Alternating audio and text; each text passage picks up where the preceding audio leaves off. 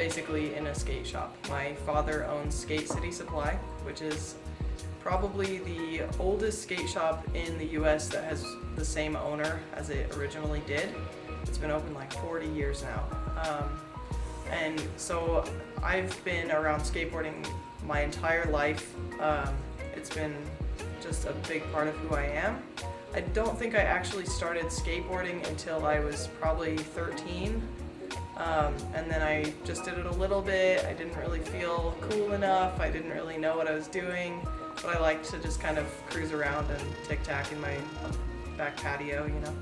And eventually I ended up working for my dad, and I worked at his shop for about 8 years and started going to all the trade shows and meeting all of the people in the industry, and I realized that it was like a big family. I felt like it was a reunion every time I would go, and I still feel that way. It's a huge community, and it's helped me to connect with people in other countries. I have skateboarder friends in Mexico, in Germany, in Spain.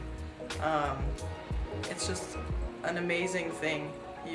Even if you have nothing else in common, you can hang out with somebody just because you both skateboard, you know?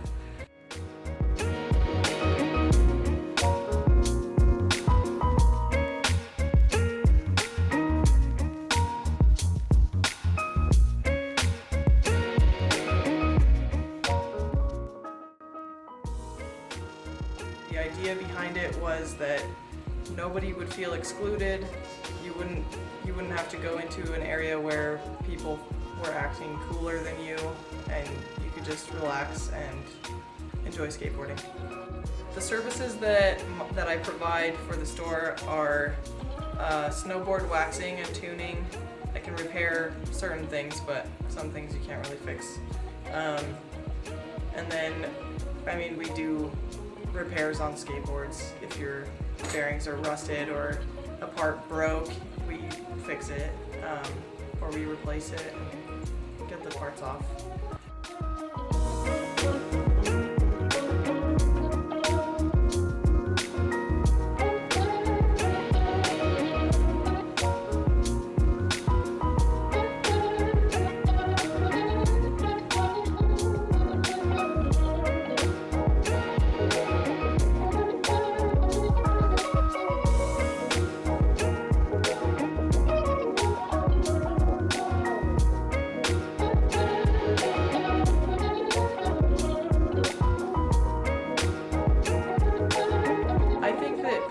Appreciate having a big selection of products and sizes and different graphics and stuff like that, but I think more than that, they really appreciate the knowledge that we're able to provide.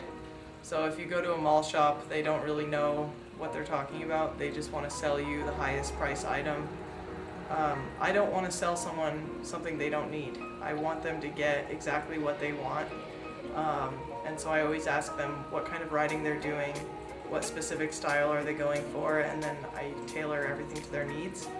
So I think people really appreciate that, and they remember that, and they come back, and they know that we're not going to lie to them and try and upsell them.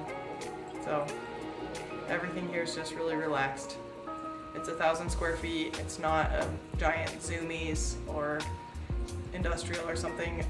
We don't buy things on an extremely large scale, and so we don't get those huge discounts that corporations are getting. So sometimes it can be hard to keep the prices low, but we only buy things that are a good price and that we don't have to mark up crazy. So everything in here is priced competitively with the internet, which can be really hard sometimes. And so it's really appreciated when people actually buy stuff from us, because then we can continue to be open. So if people keep buying from these large corporations that get discounts, then they'll eventually run us out, and there won't be that local feeling, there won't be that knowledge base anymore, and this whole thing will just kind of fall apart.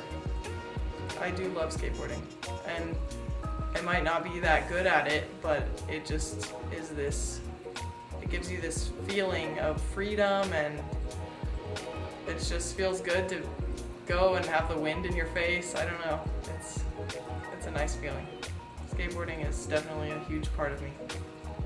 So, and I can't snowboard in the summer, so skateboarding's a good compromise.